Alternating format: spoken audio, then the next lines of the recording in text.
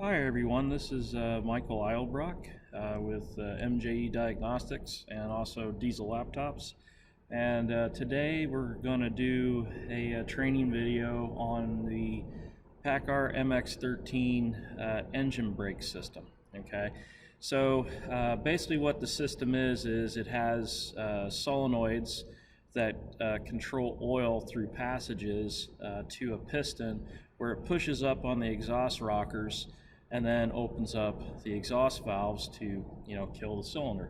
Well, I'm going to show you how to diagnose these with a scope, and I'm going to give you some good numbers here to go by to help you ID issues with the system. Okay, so now normally when you do the test, I always recommend that you get the engine up to the proper operating temperature. So normally what I do is I get it up to about 150 degrees.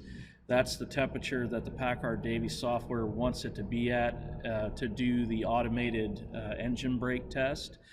So I'm going to put it to that specification, and then we're going to do the test. I'm going to show it two different ways. The first way is just going to be normal operation, where you don't have the software to turn it on. Well, you can just turn on the switch to full level for your engine brake and rev it up to at least 1500 to 2000 RPM, let off the accelerator, and the jakes will apply. Okay, so you can do it that way. If you don't have the proper software to turn on the jakes, that's basically a shortcut that you can do.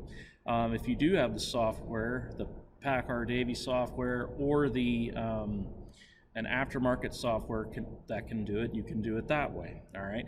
And with that test, basically what it does is it will, on the automated test, it will turn off injection, and then it will turn on the engine brake for a predetermined amount of time, and then the computer is basically looking at the velocity of the crank and the cam and looking at oil pressure and looking at those things to see if the engine brake is actually functioning properly. Okay, so that's how Paccar Davy does it with the automated test. So like I said, we're going to do it both ways, and I'm going to show you what to look for. All right, so first thing I want to show is my hookups before we get started. So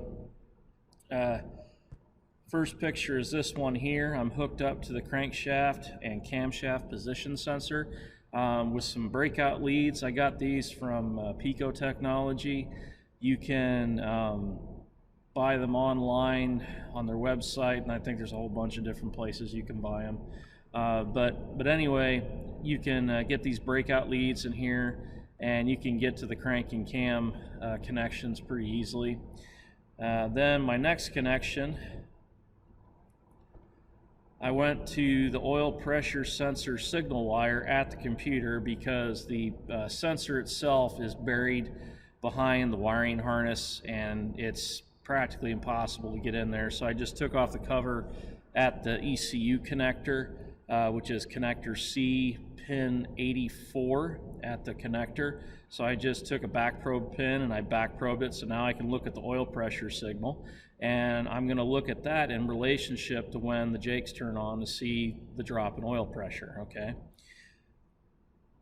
And then my next connections were a lot of amp clamps. So I hooked up basically 4 amp clamps. The far amp clamp to the left is going to be my injector 1 current. The second amp clamp to the right of it is engine brake solenoid number 1. Engine brake solenoid number 2 hookup with a current clamp is below my TA189 current clamp, and then the TA189 current clamp is on the number 3 engine brake solenoid circuit. Okay, so I've got all those hooked up, so when we turn the jakes on, I'll be able to see the current flow and then a dip in the current, the opening hump, showing when the valves are opening or not. Okay. And then the last 2 things I did were I hooked up my scope ground.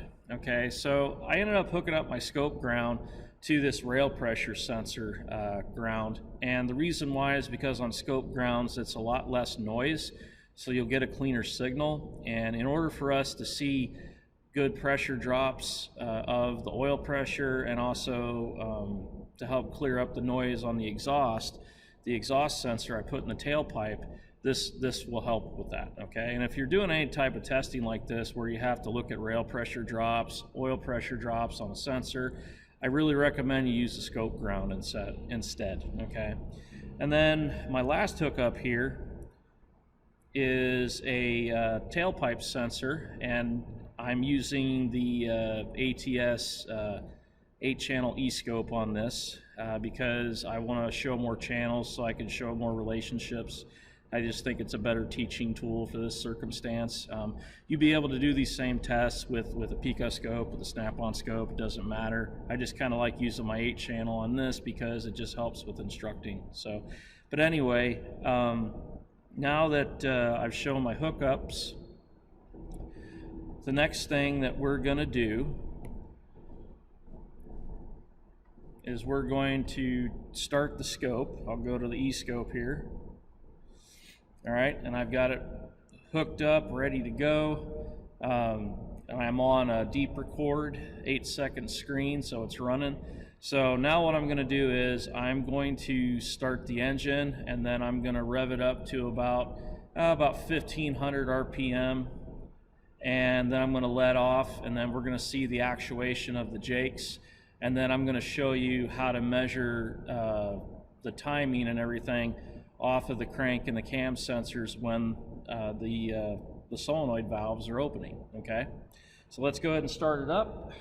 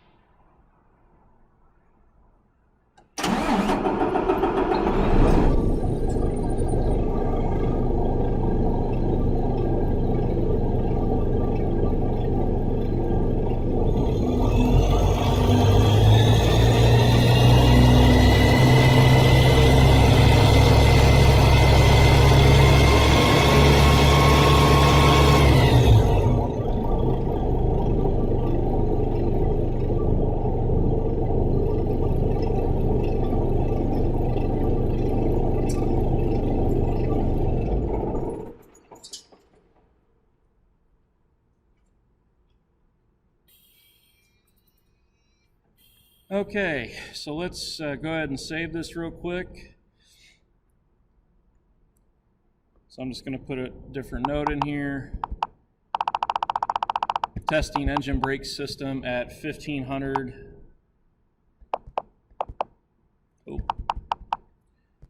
1500 RPM. Then letting off accelerator.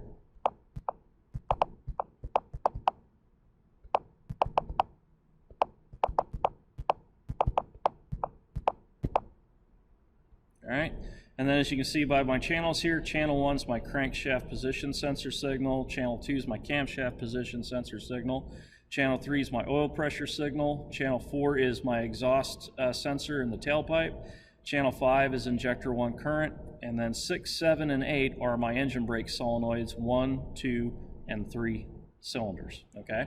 So I'm just going to save that real quick. And now we're saved. And the first thing I'm going to do here is I'm going to zoom out on this,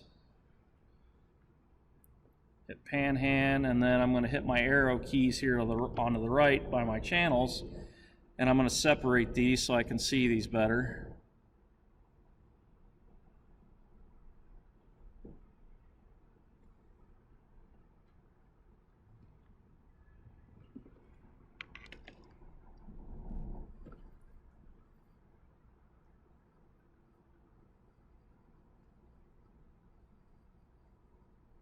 Okay, and then let's zoom out just a little bit more. We're going to zoom in right here. And I'm going to zoom in right here. And then as you can see on the purple, brown, and the orange trace, that is showing the cylinders for I'm sorry, not the cylinders, the engine brake solenoids. It's showing the engine brake solenoids turning on, okay? So now what I'm gonna do is I'm just gonna line up some cursors here just to get a ballpark, and then we'll fine tune it here. So if you look here, this double notch here, this basically is indicating that right after this double notch, this notch here is cylinder number 1, okay? So this is gonna be cylinder number 1 right here, all right? Now, what I'm gonna do is, to make sure that we get this timing right on the money, I'm gonna zoom in to the crankshaft position sensor, okay? And I've done quite a few of these, and basically when these line up on the crank, your injection event, it's going to be the 7th tooth after this big notch right here, okay? So I'm going to count to 7, 1, 2, 3, 4, 5, 6, 7, and I'm going to go about midway at the rise at the 0 plane, because that's where the transition occurs. That's where you want to line it up at. And now I'm going to zoom back in on this again. And now I'm going to get the other cursor here and make sure that I am lined up correctly on that one as well. So here's another double notch. That's indicating that's going to be before cylinder number 1. And then I'm going to hit zoom. Zoom back in. And I'm going to do a little bit more here. There we go. Go to cursor. Count this out. 1, 2, 3, 4, 5, 6, 7. And then about right at the midway point right there. Oh. There we go. All right. Now I'm going to zoom that back out.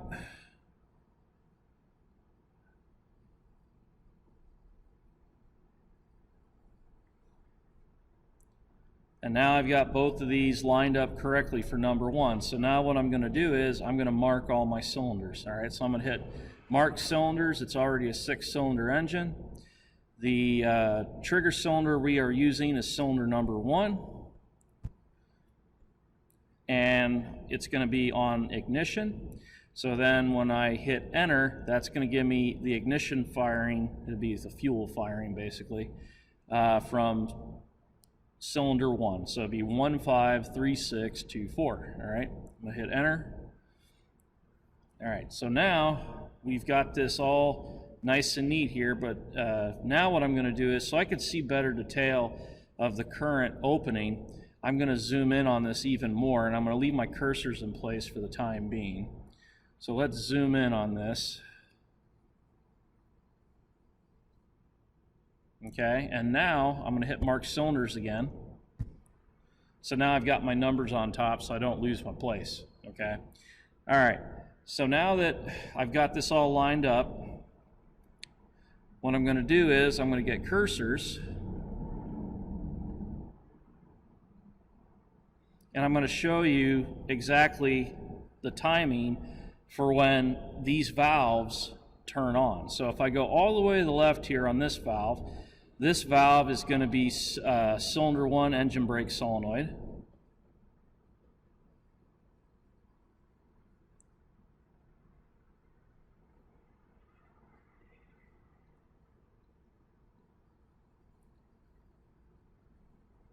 And go to this marker here for 1.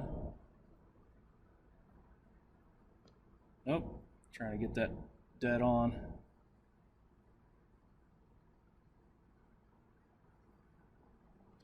There we go.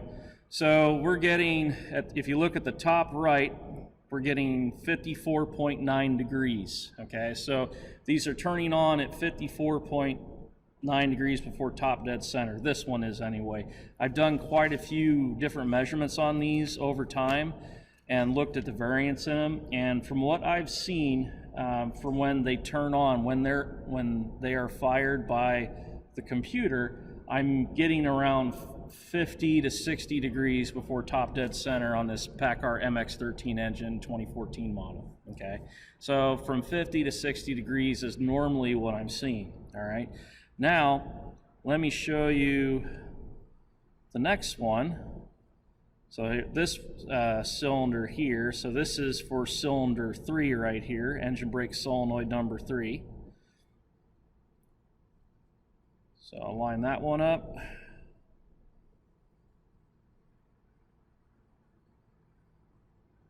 Go right there to that current. And this one, 61.2, we're off a little bit, but I'm seeing it's about 50 to 60 degrees usually, okay? Now if we go to the last one here, which is cylinder 2, the orange trace, let's get that one right there.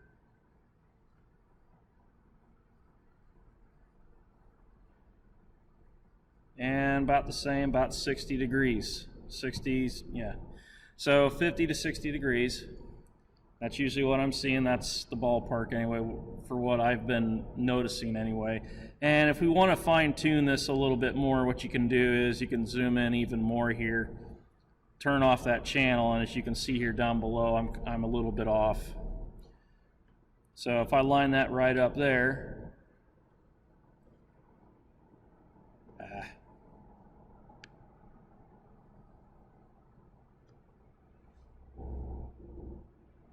and then this is lined up with that mark. Yeah, so about 60 degrees. Okay. All right, so now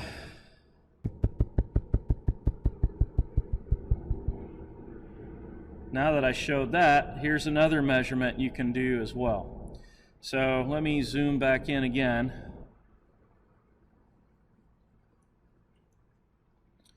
And then I'm going to turn off the camshaft sensor. There we go. And then I'm going to get cursors.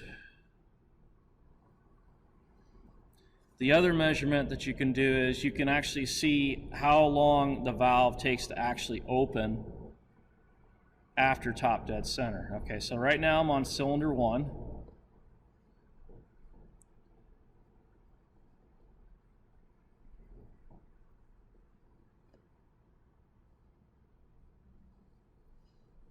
Moving my cursors.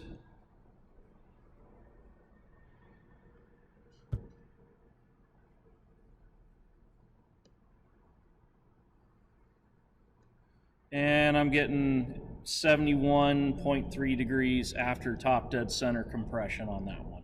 Now if we go to the next one, on cylinder 3, this one's opening way later.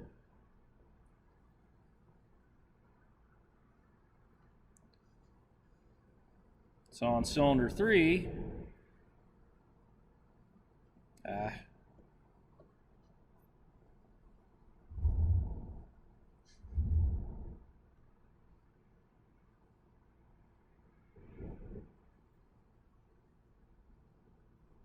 yeah, I'm getting about 116 degrees on this one, okay? And then on cylinder 2,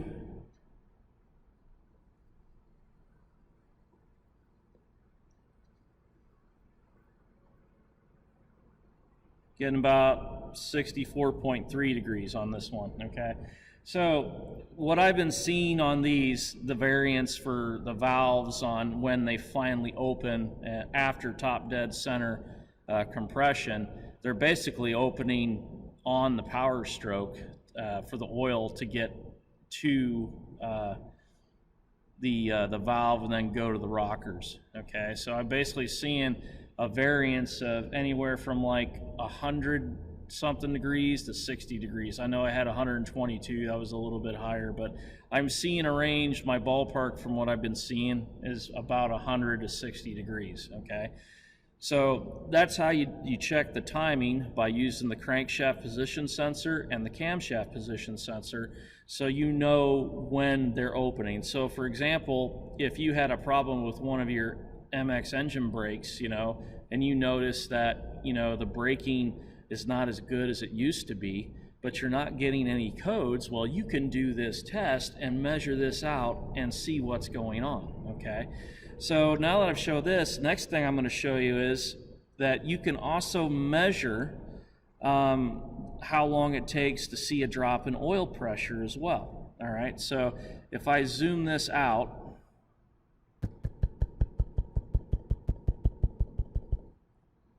go panhand. So if we look here to the left here, before the injection turns off on number 1, and for all the injectors turning off, mind you, the oil pressure looks pretty steady, okay? But you don't see a change in that pressure until the valves open right here, okay? So what I'm gonna do is I'm going to increase the vertical resolution on the oil pressure signal so we can see it a little bit better. So I'm gonna go to process data, turn on 3, and I'm gonna multiply it by about 10.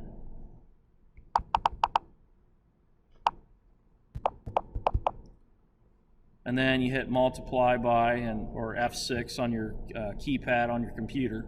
I'm using my tablet. So I hit the multiply button.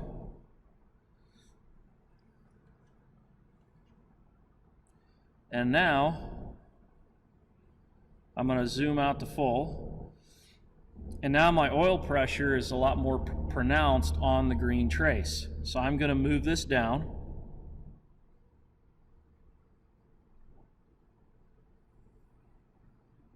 All right, and then I'm going to go to the zoom window, and now we can see a more pronounced drop in that oil pressure, okay? So how you measure it is, we're just going to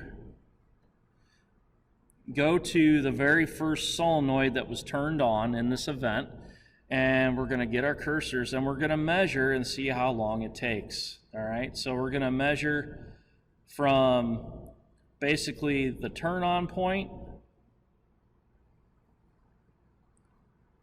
to when we see the drop in oil pressure, okay? So right here from the drop, we got about 83 milliseconds, okay? And I've been seeing anywhere between 80 to 125 milliseconds, so I'm not entirely sure yet how much it takes for it to code, but I will be doing more research on that and putting bugs in the system, and then showing also when we get like a super hard failure, okay? That's on the drawing board, but I thought this video would be nice just to show you guys some different techniques on checking the engine brake system using a scope. And you know, this method is extremely non-intrusive compared to the old way of doing it, which would be to take off the valve cover, start looking everything over, you know, and taking more time to figure out what's going on. So with this, you know right away what's going on, and now you know whether or not you need to rip off the valve cover or not, or do anything, okay? So that's how you measure out the oil pressure drop. Now, the other thing that I looked at as well is I looked at the exhaust pressure change from the tailpipe sensor when this happened, because I wanted to measure how much time it takes to see a delay with the jakes coming on when the solenoids come on, okay? So I'm gonna turn the blue channel back on, but I'm gonna hit process data, and I'm going to multiply channel 4 by 10. I'm going to hit multiply again. And now, as you can see on the blue trace, it's a lot more pronounced. So if I zoom in here,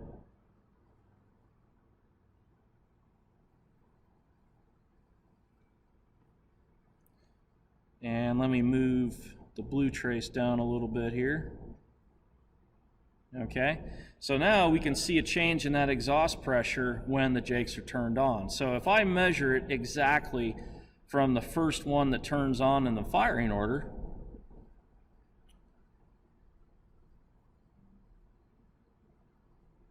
and measure it right here where there's a change in the piston velocity from the pressure. Right there, we got a change of, it takes about 112 milliseconds, all right, to see a change in that exhaust pulse, okay? So I'm normally seeing about this number so far, so hope we can take that as a pretty good known good. But like I said before, I'm going to be doing more testing showing actual failures as well. So, but this is basically on a truck that doesn't have any issues, no codes or anything like that, okay? So just keep that in mind. Now, the other thing too that I want you to notice is the current opening humps here again. So if I move this up a little bit, there we go. Pay attention to when the current drops. If you notice, when the Jake's turned on, the current is dropping inside the window for that cylinder number. So 1, it drops in the window of 1, 3 drops in the window of 1, just barely. And then cylinder 2, it drops in the window of cylinder 2. Okay, so that's one nice thing about these rulers where you mark the cylinders real quick. It's going to tell you exactly where everything is at. Okay, so but when you do this, don't just line up off of an injection event. I want you to measure it off of the crankshaft position sensor and look at your cam as well. That way you know exactly where you're at, okay? And then you're going to have a more precise measurement when you do this, okay? So please just keep that in mind, all right? So now that I've explained all that, the next thing we're going to go over is I'm going to start the truck back up. Let me turn all these off or back on. Let me hit start. Let me unplug my power cable so I don't get any noise. So anyway, what we're going to do is we're going to start the truck back up and we're going to do the automated test, okay? And what I'm going to do with this one is I'm just going to let it run while we're doing the test, and we can monitor the oil pressure and the current openings.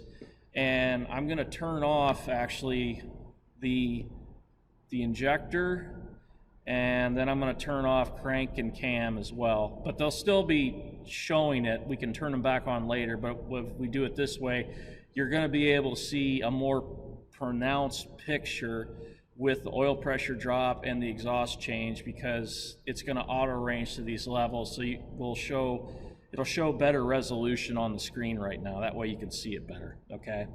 All right, so I'm going to start the scope. And I'm going to start up the engine, get it warmed up, and we'll do this test, the automated test.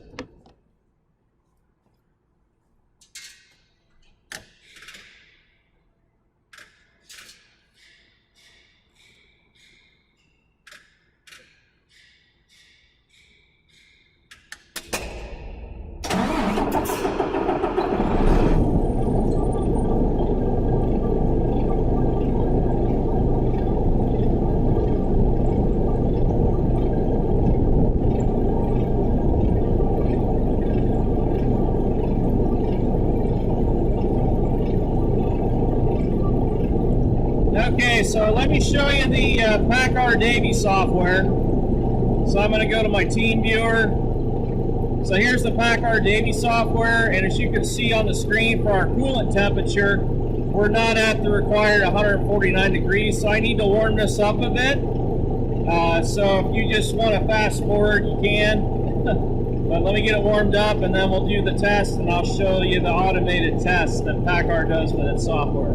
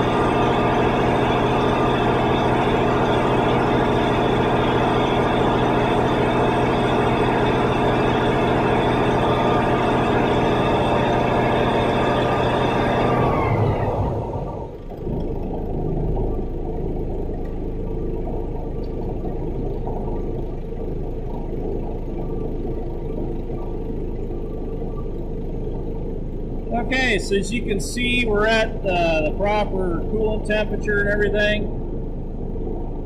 So what I'm going to do before, I'm going to go to a longer screen on this, get about 20 seconds on the screen.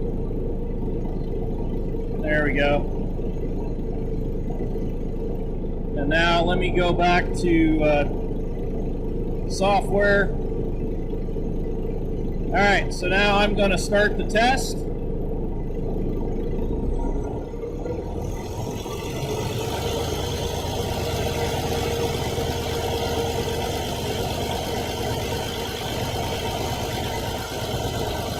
Now we're going to see the current come on for the first 3 engine brake solenoids. It's going to go with cylinder 1 first.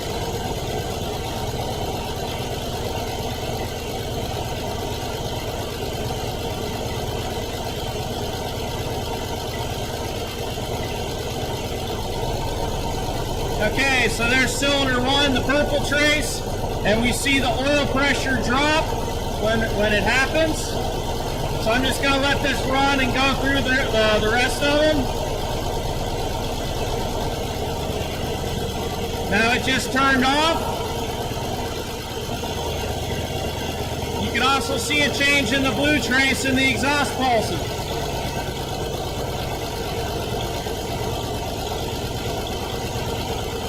Now we're going to do cylinder 2.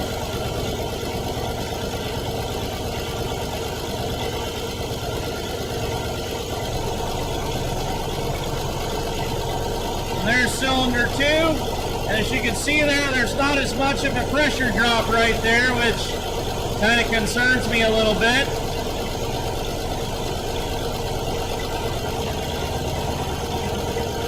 I got good current going to it, and there was a misfire because there's a change in the exhaust pulses. So it might have something to do with the length of the oil galleries, maybe.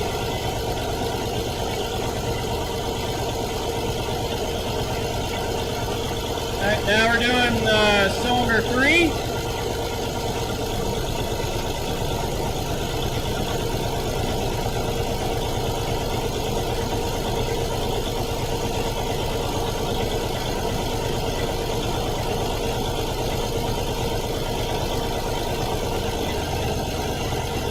That's 3, and now I'm going to watch the rest of them now, and let's see if we get a drop in oil pressure on 4, 5, and 6 on the green trace.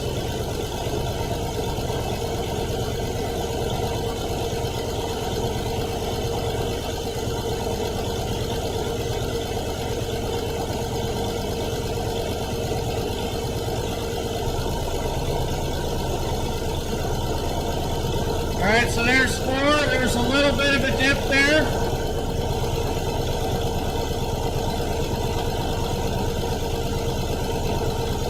And we've got a change in the exhaust pulses.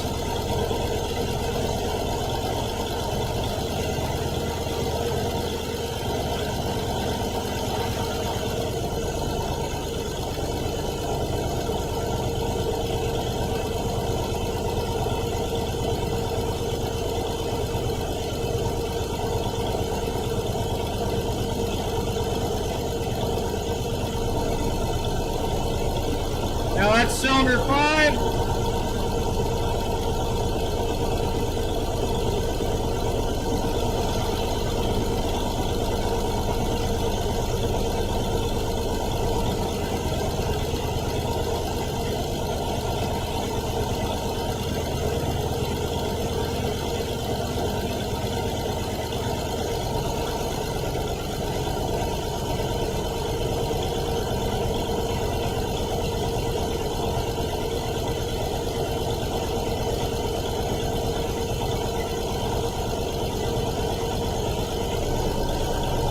There's cylinder 6. So, we're going to do this test again. I've done it about 3-4 times, and I've only noticed that I see that massive drop on the oil pressure signal wire only when the number 1 is turned on. Okay, so I don't have any codes, I don't have anything wrong with the truck, so I'm thinking this is normal operation, and it's because of probably the length, size of the oil gallery, okay? Now, when I did that, when I relieved the throttle though, then I saw a drop in pressure. So the other thing to keep in mind here too is it might have to do to the fact of the RPM of the engine as well, okay? Because every time that I let off of the throttle, okay, when I'm doing just the regular test without the software, then I see that drop in oil pressure every time. So something tells me that it's because of the engine RPM, okay? So it looks like here, if you want to do this automated test to see the oil pressure drop, you can see it on 1 due to the fact of the RPM, you know, length of the galleries, like I was saying. So it seems like to me your best test is to not do it with the automated test and just do it regularly like I've shown. That way, if you've got an 8-channel scope and 6 current clamps, you could hook up 6 current clamps, hook up to your crank and cam, and then you could look at all of them at once if you wanted to. I don't have 6 current clamps, I got 4. So I'd have to get some more, okay? Let me shut the truck off.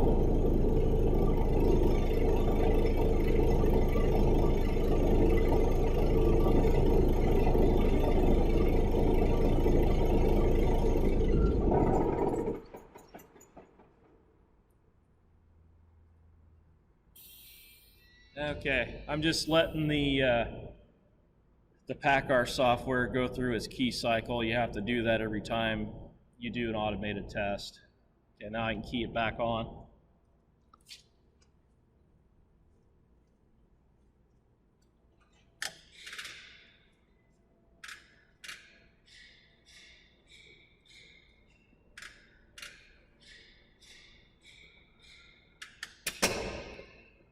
Okay, so I've got it key on now, and now what I'm going to do is I'm going to just start it back up again with us just looking at the oil pressure, and I'm going to rev it up and then let it off every time, and let's watch the scope and see what the oil pressure does, and then compare that to the automated test. And it looks like to me the best way to do this is don't use the automated test, use the just the engine, the vehicle itself, rev it up 1500, 2000 RPM, let off the throttle, and then take a look at your oil pressure sensor signal wire, okay?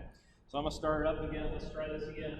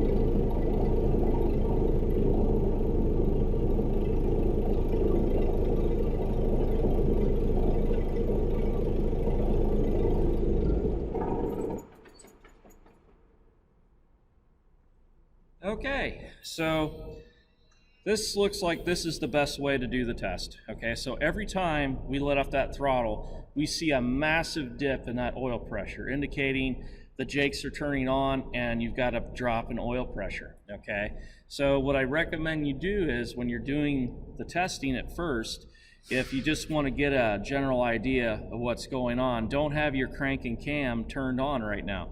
Just have these channels turned on. Do the test, look for the oil pressure drops, and then after that, turn your crank and cam back on, and then do the method that I showed on looking at your timing, okay? So that's how I would go about it, all right?